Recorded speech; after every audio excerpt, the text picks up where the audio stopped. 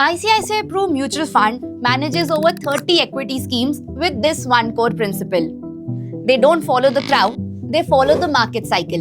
What does this mean? So they buy the stocks and asset classes when the valuations are very attractive and they exit when they become overhyped and overpriced. Let's look at two of their biggest funds to understand this strategy better.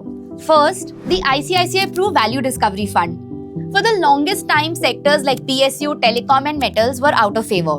So during COVID, the fund house found these extremely attractive and started building exposure. By the end of 2020, stocks like BHEL, GAIL and NTPC and Airtel constituted 20% of the portfolio.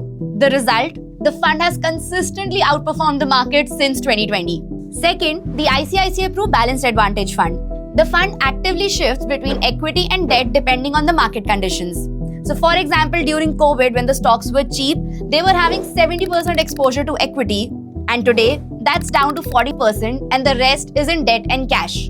This dynamic asset allocation helps the fund to deliver equity-like returns but with lesser risk. Overall, this cycle-driven approach has worked well.